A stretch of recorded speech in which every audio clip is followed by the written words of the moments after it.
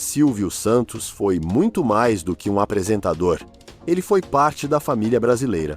Aquele que, domingo após domingo, aparecia na sua TV com aquele sorriso largo, notas de 100, no bolso e frases que grudaram na cabeça do país inteiro. Mas por trás do microfone existia um homem de negócios. Um cara que saiu de camelô e acabou. Dono de emissora, de empresas, de hotéis, de fazendas e de um patrimônio que deixou o Brasil inteiro de queixo caído.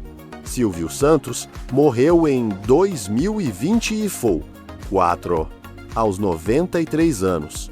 E quando ele se foi, deixou para trás não só saudade, mas também fortuna de respeito, mansões gigantescas, carros marcantes, contas lá fora, aviões, fazendas e muito mais. Só que o mais curioso veio depois. Alguns desses bens viraram mistério. Estão parados, wide, fechados, abandonados, e ninguém sabe ao certo o que será deles. No vídeo de hoje, a gente vai abrir esse baú e te mostrar o que sobrou, o que foi dividido e o que está largado. O próprio sorte. Mas antes de falar dos luxos absurdos, a gente precisa lembrar como tudo começou lá atrás, com um rapaz de voz boa, vendendo coisas no centro do Rio, antes de ser bilionário, dono de televisão e figura lendária. Silvio Santos era senhor Abravanel, um garoto do Rio de Janeiro, filho de imigrantes, que começou a vida vendendo nas ruas. Com 14 anos, já era camelô, e não era qualquer um. Tinholabia, voz firme e carisma de sobra. Foi essa voz que chamou a atenção e abriu a primeira porta, o rádio. Mas o salário era baixo e ele nunca deixou de buscar mais. Nos anos 1950, resolveu tentar a sorte em São Paulo. Foi ali que tudo começou a mudar. Silvio passou a animar caravanas, sorteios, programas de auditório pelo interior e logo percebeu que podia ir além. Comprou um pequeno negócio chamado Baú da Felicidade e transformou aquilo numa febre nacional. Vendeu brinquedos, imóveis, depois expandiu para promoções, capitalização e tudo mais que pudesse ser parcelado. Para fazer o baú bombar, ele comprava espaço em emissoras de TV para anunciar, até que um dia o apresentador virou estrela e mais tarde dono da própria emissora. Em 1981 nasceu o SBT e com ele uma era Silvio se multiplicava.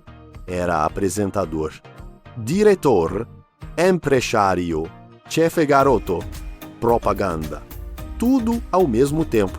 Criou programas que ficaram para sempre na memória. Topa tudo por dinheiro. Show de Calouros, Porta da Esperança, Roda a Roda. Mas o segredo do sucesso não estava só na TV.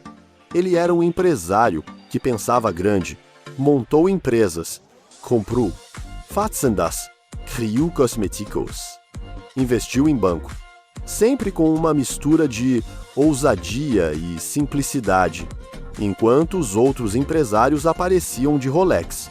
O eterno italiano, Silvio preferia relógio de camelô, eterno, claro, mas por trás do sorriso, ele estava sempre planejando o próximo passo. E foi assim, passo a passo, que o homem que vendia nas ruas virou dono de um império. Agora que você já conhece o começo dessa história, hora de ver onde tudo isso foi parar. E a primeira parada é nas mansões cinematográficas que Silvio deixou para trás. Algumas tão grandiosas que ninguém hoje sabe o que fazer com elas. Silvio Santos sempre disse que era um homem simples, Mas quando se trata das casas onde ele viveu, a história muda um pouco.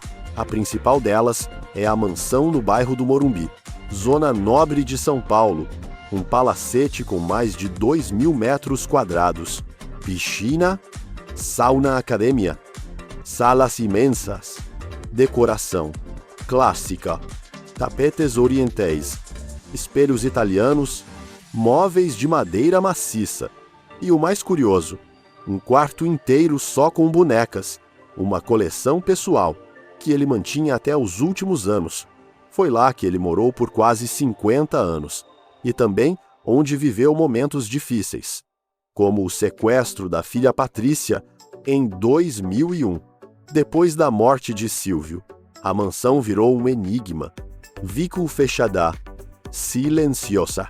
Vídeos nas redes sociais mostraram o jardim tomado pelo mato, portões trancados. Nenhuma movimentação.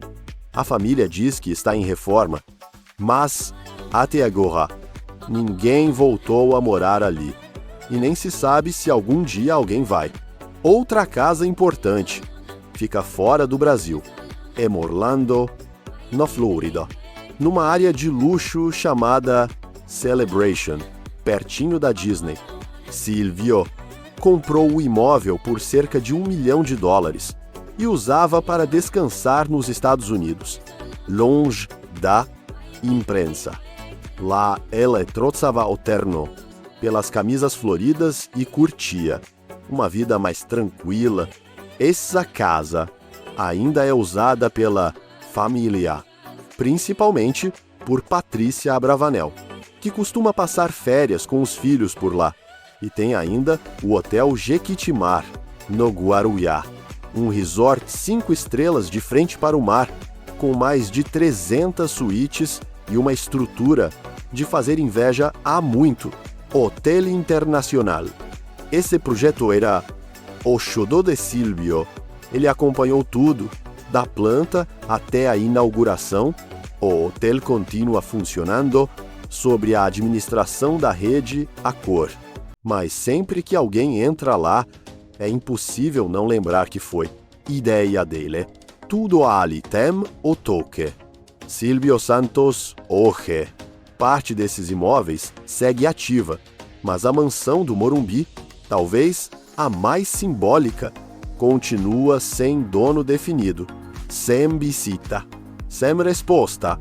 E esse clima de luxo silencioso vai se repetir nos próximos itens que ele deixou, porque agora chegou a hora de abrir outra porta, a dos carros, aviões e da fazenda gigante, que já foi um verdadeiro país só dele, mesmo sendo bilionário.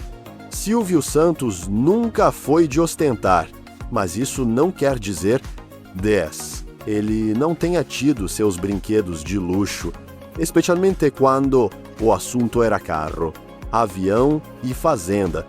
Nos anos 1970, Silvio desfilava pelas ruas com um Chevrolet Camaro V8, esportivo, barulhento, chamativo. Foi o único carro com cara de ostentação que ele teve. Depois disso, partiu para modelos mais sóbrios, mas ainda assim de presença durante muitos anos.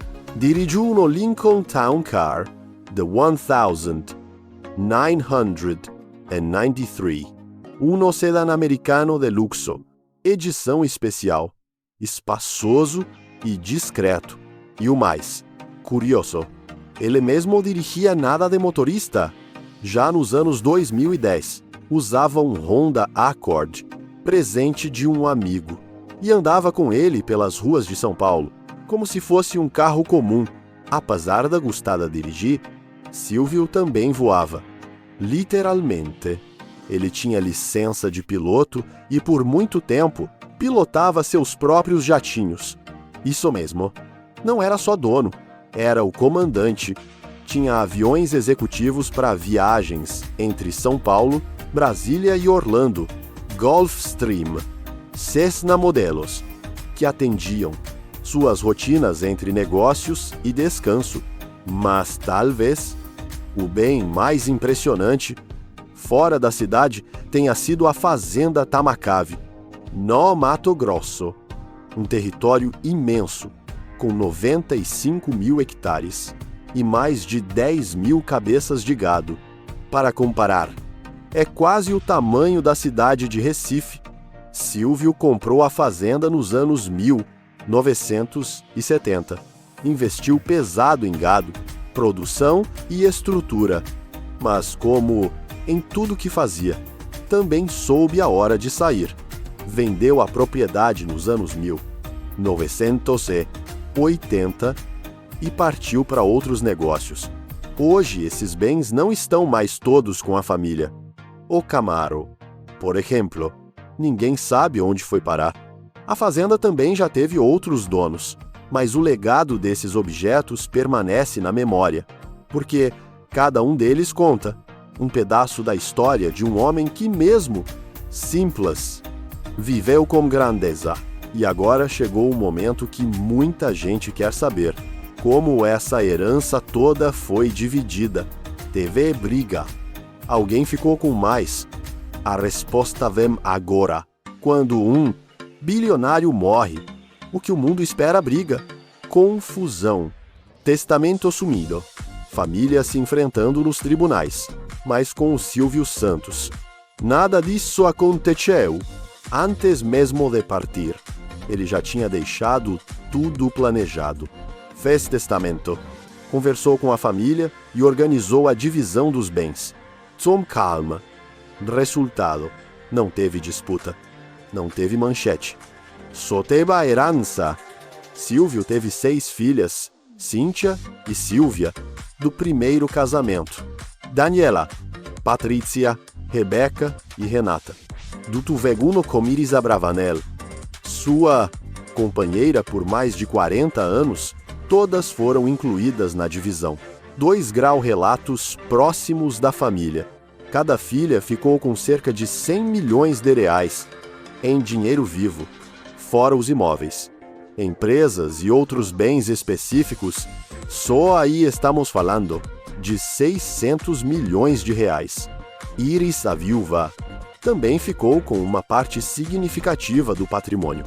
Não se sabe exatamente o valor, mas o suficiente para manter controle e estabilidade dentro do grupo familiar. O impressionante é que Silvio acompanhou tudo isso, ainda em vida. Viu as filhas assumindo cargos, tomando decisões, tocando os negócios. Para ele, isso era fundamental. Queria garantir que tudo continuasse funcionando sem ele. E conseguiu.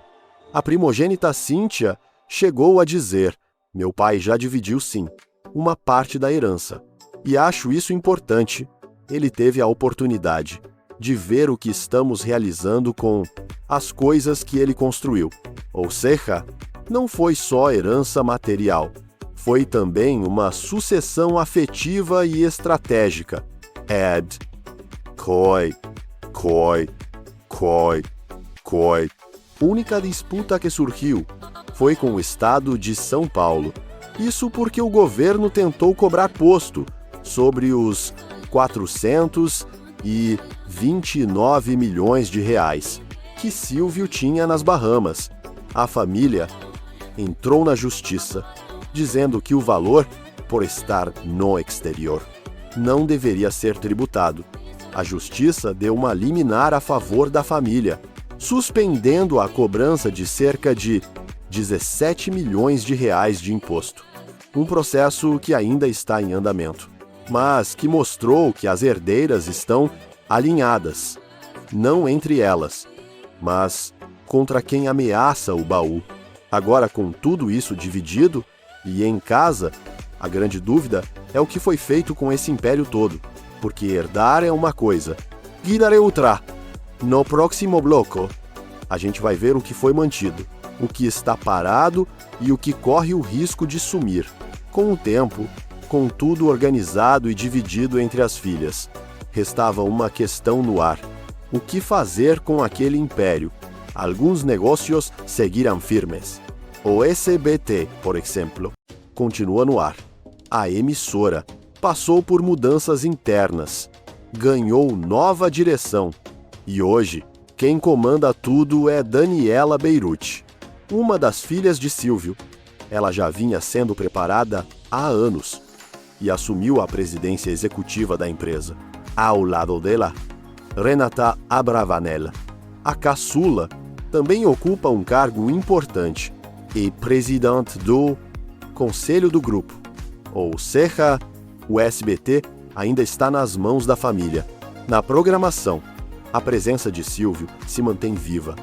O programa Silvio Santos agora é apresentado por Patrícia Abravanel, que tenta manter o estilo do pai. Tem também Rebeca no Roda a Roda e Silvia em programas infantis. A ideia é manter a imagem dele presente, mesmo depois da partida. Outras empresas seguem operando. A Requite Cosméticos continua funcionando, embora rumores indiquem que pode ser vendida a qualquer momento. O Hotel Yectimar, no Guarujá, está ativo e recebe hóspedes normalmente, mas nem tudo está claro. A mansão do Morumbi, por exemplo, segue fechada. A família afirma que está em reforma, mas o imóvel ainda não foi reocupado nem vendido. É uma espécie de símbolo do que ficou bonito por fora, mas parado no tempo. A Casa de Orlando, nos Estados Unidos, é usada pela família em temporadas. Nada mudou muito por lá. O que se vê é uma herança funcionando em partes. O grupo não desmoronou. As empresas continuam abertas e as filhas assumiram posições, mas há também silêncio. Imóveis sem uso, estruturas que parecem congeladas e, no fim das contas, fica a dúvida: o império vai crescer de novo ou vai apenas se manter? Vai ser atualizado ou vai virar memória? Silvio deixou deu um palco, mas a luz do estúdio ainda está acesa. Resta saber até quando. Agora, no último bloco, vamos olhar de cima para tudo isso e entender quanto vale de verdade esse legado durante muito tempo. O Brasil imaginava que Silvio Santos fosse apenas um homem rico, mas só depois da sua morte é que a verdadeira dimensão do império ficou clara. O inventário revelou que Silvio deixou uma fortuna de 6,4 bilhões de reais, um número que surpreendeu até especialistas. A maior parte desse valor está distribuída entre empresas e imóveis, aplicações e dinheiro em contas dentro e fora do Brasil, só em dinheiro vivo. Cada uma das filhas recebeu cerca de 100 milhões de reais, e isso sem contar casas, carros e participações em negócios. O SBT segue sendo um dos maiores canais do país. A Jequiti ainda tem peso no mercado de cosméticos. O Hotel Jequitimar virou um marco do litoral paulista. E Maralemá, os outros braços do antigo grupo, como capitalização, imóveis e títulos, seguem em sua maioria ativos ou em transição. Além disso, os 429 milhões guardados nas Ucentos Bahamas, revelados após sua morte, mostram que Silvio não só pensava grande, e ele pensava longe, até na forma de proteger seu bem. Ele foi estratégico. A fortuna dele não se resume a dinheiro. Silvio deixou um legado de influência, carisma e visão. Era o único apresentador bilionário do Brasil e talvez um dos poucos do mundo com tanta conexão popular, mesmo com uma vida mais discreta nos bastidores. Silvio sabia exatamente o que estava construindo. E tudo o que ele deixou segue rendendo frutos. Mas é impossível não pensar no contraste. De um lado, bilhões de reais. Em ativos do outro, imóveis fechados, salas vazias e um silêncio que só a ausência dele explica. Porque, no fim, a fortuna é enorme. mas o maior valor talvez tenha sido a história que ele deixou. E agora que você já viu o que Silvio acumulou e o que restou, chegou a hora de encerrar essa jornada com uma pergunta simples e provocadora.